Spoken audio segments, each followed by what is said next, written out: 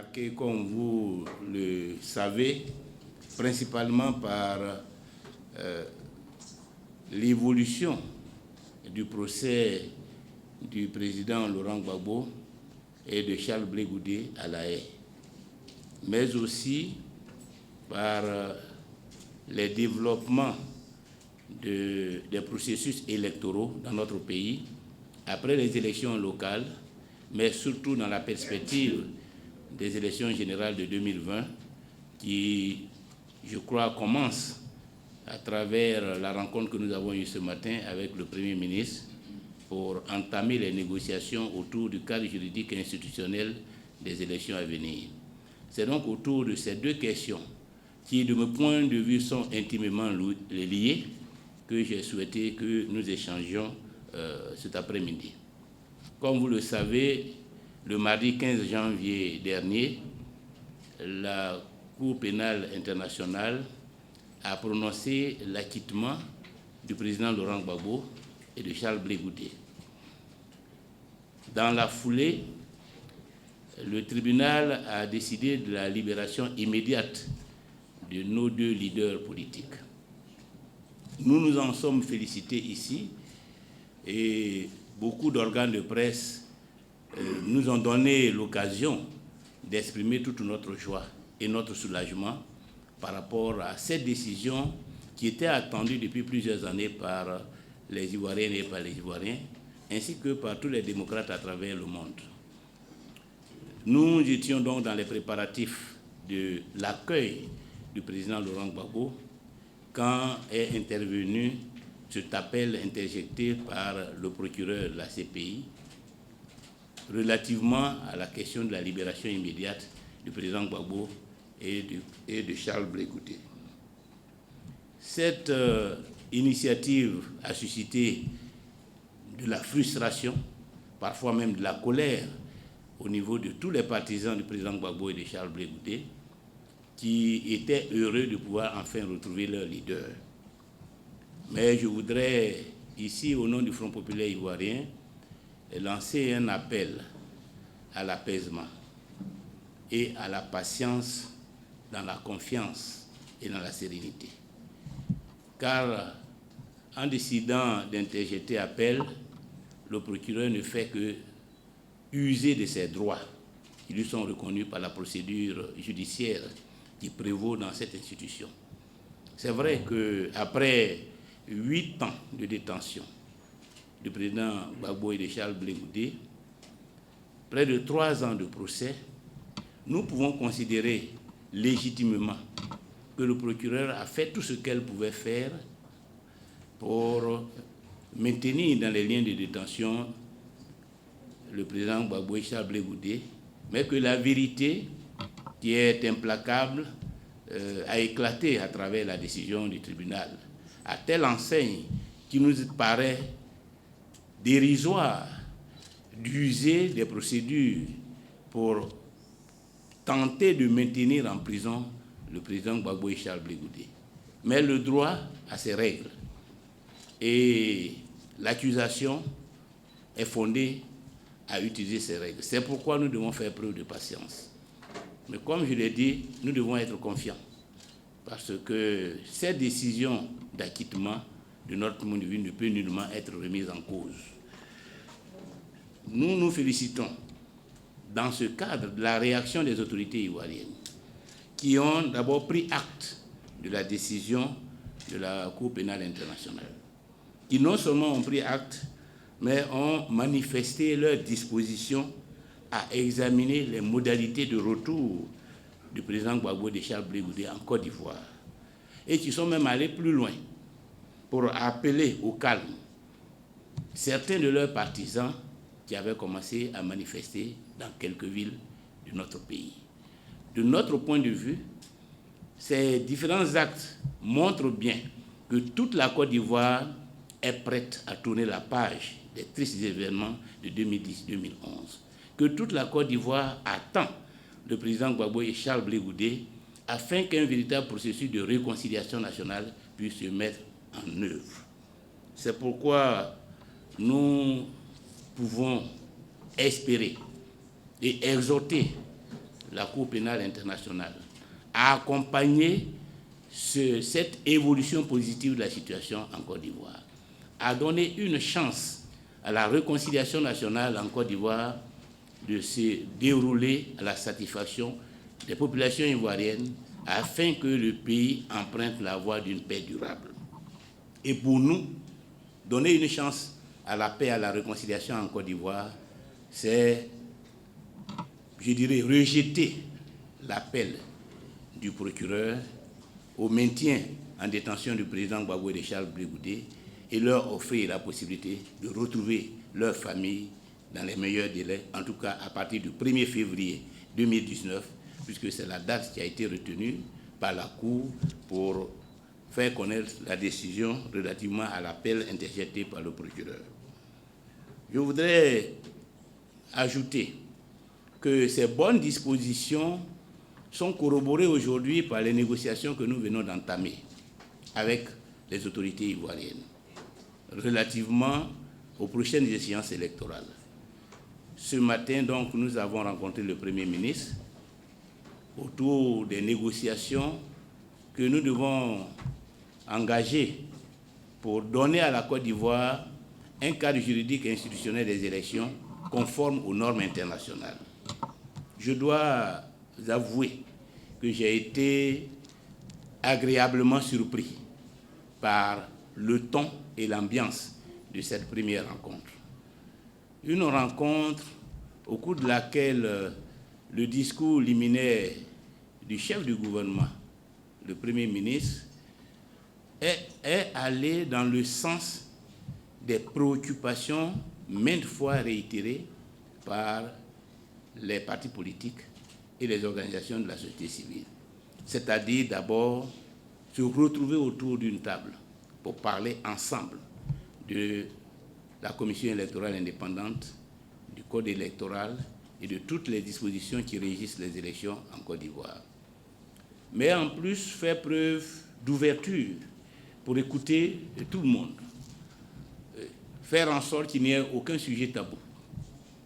Je crois que ce discours nous rassure parce qu'il nous permet de comprendre que les uns et les autres sont dans la logique de la refondation du processus électoral dans notre pays et que certainement, avec ce que nous avons entendu et ce que nous avons vécu, la Côte d'Ivoire est sur la voie d'élections sans violence, d'élections transparentes, d'élections apaisées, pour que les institutions qui vont sortir des processus électoraux à venir soient des élections légitimées par le suffrage universel.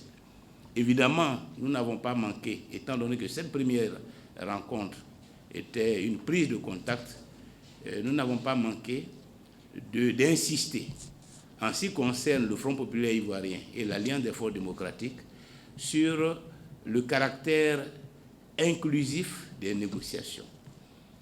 Aujourd'hui, ce sont les partis politiques seuls qui ont été reçus. Le gouvernement nous a promis de recevoir les organisations de la société civile jeudi prochain. Le gouvernement a laissé 2 semaines aux uns et aux autres pour faire connaître leurs propositions. Et nous allons, avec ces 2 semaines de réflexion et de propositions, boucler la première phase du processus de négociation. Dans 2 semaines, la deuxième phase va commencer et nous avons souhaité qu'au cours de cette deuxième phase, tous les acteurs se retrouvent autour de la même table. Partis politiques, associations de la société civile, organismes impliqués dans les élections. En tout cas, toutes les parties prenantes doivent participer à un débat élargi, à un dialogue national. Et j'espère que cette préoccupation de négociation inclusive sera effectivement prise en compte. Nous avons aussi insisté sur l'exhaustivité des questions à inscrire à l'ordre du jour. Pour nous, les négociations qui vont se dérouler ne concernent pas uniquement la composition de la commission électorale indépendante. C'est une question importante, mais ce n'est pas la seule question qui va fonder un cadre juridique transparent et rassurant. il y a tout ce qui touche au recensement électoral, à la cartographie électorale, au découpage électoral, au fonctionnement de la commission électorale, aux aspects du code électoral, par exemple, certains aspects relatifs à la transhumance que nous avons observé, que nous condamnons, etc., etc. Mais il faut aller plus loin, parce qu'il y a d'autres institutions qui sont impliquées dans le processus électoral, notamment le Conseil constitutionnel. Nous ne pouvons pas fonder un cadre juridique rassurant si nous ne prenons pas en compte l'institution qui, en ce qui concerne les élections présidentielles, est la seule habilité à prononcer le verdict définitif, c'est-à-dire la proclamation des résultats définitifs.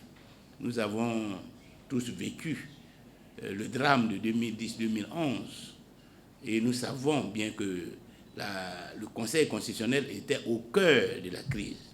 Nous ne pourrons pas dire que nous avons achevé un travail et que nous pouvons aller aux élections de 2020 dans la paix, dans la sérénité, si le Conseil constitutionnel n'est pas réformé pour rassurer tous les acteurs, pour garantir la sincérité des résultats qui seront prononcés en 2020. Tout cela concourt à l'apaisement, la décrispation de l'environnement national. Et c'est pourquoi nous pensons que les conditions sont réunies pour que le président Laurent Gbagbo et Charles Blé Goudé retrouvent leur pays, car la Côte d'Ivoire a besoin à l'heure actuelle, la paix et la réconciliation nationale ont besoin de la présence du président Gbagbo et de Charles Blé Goudé. Tous les Ivoiriens sont prêts à les accueillir pour que, ensemble, nous travaillons à fonder le renouveau de notre pays. Et c'est donc notre souhait le plus ardent que la CPI nous accompagne dans cette nouvelle phase de l'histoire de notre pays. Voilà donc, chers amis, ce que je voudrais vous dire en propos liminaire, et je me tiens à votre disposition pour vos questions éventuelles. Je suis Wakadjo Ouattara du journal d'Abidjan. Alors, président, vous avez parlé de la réforme du code électoral et également vous avez condamné la transhumance des électeurs. Vous voulez 2020 cette année, etc. Et 2020 dépendra de ce que voudra le président Ouattara. Je n'ai pas connaissance de ce genre de situation. Tous les citoyens ivoiriens sont libres de s'inscrire là où ils veulent voter. Jusque-là. Jusque-là. Et ceux qui résident dans une circonscription sont d'abord les premiers concernés. Et ici à Abidjan, tous ceux qui votent en général, ce sont tous ceux qui travaillent ici à Abidjan, qui sont originaires du nord, de l'est, de l'ouest, mais qui vivent à Abidjan, qui travaillent à Abidjan, ils votent à Abidjan. Maintenant, il y a parmi eux quelques-uns qui préfèrent aller voter chez eux. Mais je pense que c'est une minorité par rapport à ceux qui votent. Je prends une région comme le Moronou. Ceux qui, à l'occasion des votes, préfèrent aller s'inscrire dans leur village, ils sont une minorité par rapport à tous les ressortissants du Moronou qui résident à Abidjan et qui votent dans les circonscriptions de Yopougon, de Marcory, d'Abobo, etc., etc. Donc, la question de la transhumance, c'est d'abord cette volonté de transformer l'électorat d'une circonscription en injectant, en organisant le recensement massif de partisans convoyés d'autres régions. Donc c'est d'abord une opération qui ne résulte pas de la volonté même des électeurs. Ceux qui sont convoyés dans ces régions ne le sont pas parce qu'eux-mêmes veulent voter là-bas, mais parce qu'ils sont dans une opération commerciale, mercantile. C'est cela le risque. C'est cela qui est condamné. Quand vous prenez une circonscription comme le Plateau, avec 7 000 à 8 000 électeurs, habitants, qui se retrouvent à l'occasion des élections avec 60 000 électeurs, convoyés de toute la Côte d'Ivoire, juste pour le jour du vote, et qui le lendemain retournent dans leur quartier et mettent leur vie dans leur quartier, alors qu'ils sont venus donner au plateau soit un député ou un maire qui peut ne pas avoir été choisi par les 7000 habitants du plateau. C'est cela, l'effet pervers qu'il faut combattre. Voilà. Parce qu'en ce moment-là, on ne peut pas du tout, je dirais, apprécier la légitimité de l'élu. On peut considérer que ceux qui se font élire de cette façon ont en fait acheté le siège. Puisque tous ceux qui sont convoyés, ils sont payés pour venir voter. Voilà. Donc c'est ce phénomène-là qu'il faut combattre. Et il faut prendre donc les dispositions législatives idoines pour empêcher l'inscription dans une commune de façon massive de gens qui viennent uniquement pour modifier l'électorat de cette commune ou de cette circonscription. C'est ce qu'il faut prévoir. Et c'est parce que la question de l'inscription n'a pas été bien réglée. Voilà. Où il est dit qu'on peut s'inscrire dans une localité si on y a des intérêts du côté économique, sans préciser. Alors, la notion d'intérêt doit être précisée. Et il faut, je pense, même aller dans le sens d'obliger les citoyens à voter là où ils résident. Si vous n'avez pas une résidence dans une localité, il ne faut pas qu'on vous donne le droit de venir juste modifier le choix des électeurs de cette circonscription à la demande d'un candidat. Donc, nous avons des propositions à faire. Nous avons fait des propositions dans ce sens. Maintenant, les propos qui ont été tenus ces derniers temps par certains leaders, nous l'avons dénoncé ce matin. Nous l'avons dénoncé ce matin à l'occasion de la rencontre avec le Premier ministre pour dire que tout n'est pas bouclé, tout n'est pas calé. Si nous nous retrouvons dans des négociations, c'est que tout est ouvert. Et nous battrons pour que tout reste ouvert. Et j'espère que ces propos qui ont été tenus découlent de l'ambiance et des dérapages. On peut mettre cela sous le compte de dérapages conjoncturels et que cela ne participe pas d'une volonté de travestir, de dénaturer les élections qui vont avoir lieu en 2020. Dans tous les cas, les négociations vont nous donner l'occasion de savoir si ce qui a été dit au cours de ces meetings constitue véritablement de simples dérapages et que ces propos-là ne résultent pas d'une volonté politique.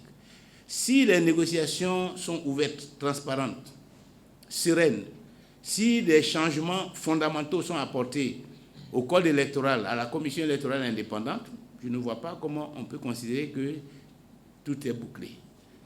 Car c'est quand les Ivoiriens se seront prononcés que tout sera bouclé.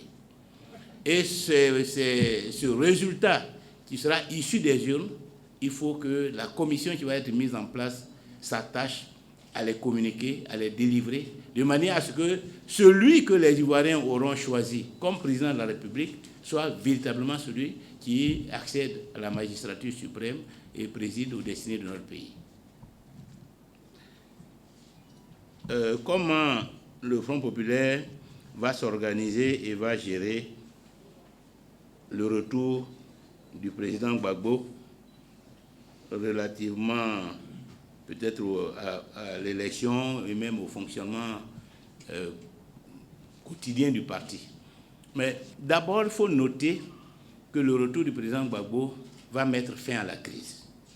Ça, c'est la première chose importante pour le FPI.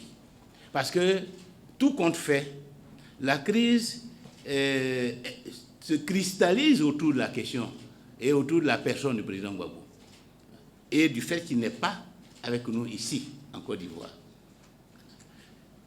Et ces manifestations, ce sont tous ces propos qu'on lui prête à longueur de journée.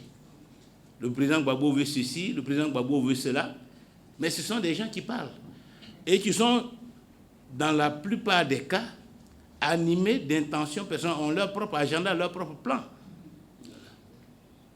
Avec le président Gbagbo, le retour du président Gbagbo, s'il a quelques intentions, il va le dire à nous tous réunis autour de lui.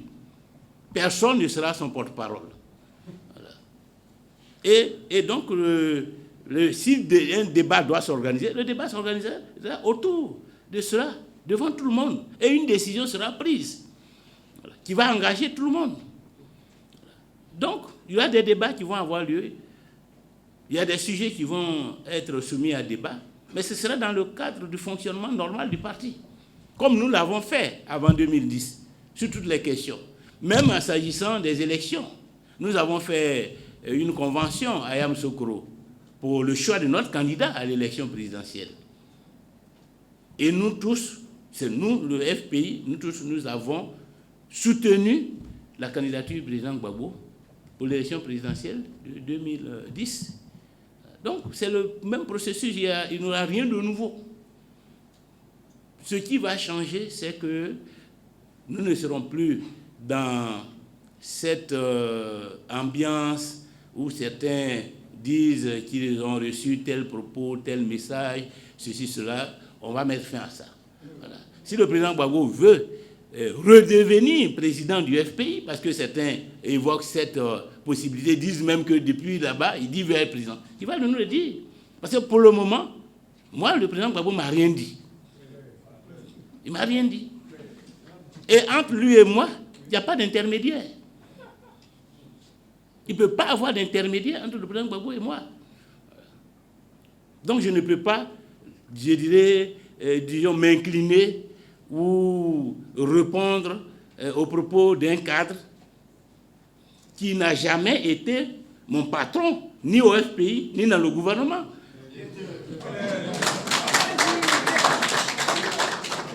Donc voilà le problème. Donc à partir du moment où lui-même il est là, il n'y a plus de problème. Ceux-là même vont s'asseoir là-bas, ce n'est plus à eux qu'on va demander les comptes.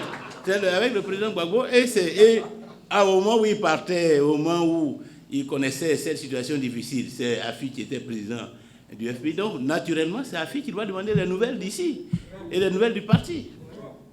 C'est tout. Et puis à partir de là, tout sera relancé. Donc voilà ce qui est important de noter en ce qui concerne le FPI. À tous nos amis journalistes qui ont accepté d'être là cet après-midi, leur réitérer les vœux de santé, de succès dans leur action et de paix dans leurs familles respectives, leur dire que certainement que nous aurons à les rencontrer dans les jours à venir autour d'autres questions, notamment la mise en place de la plateforme, notamment les négociations que nous avons avec le gouvernement. En fonction de l'évolution de ces négociations, soyez disponibles pour que nous fassions ensemble des bilans à mi-parcours.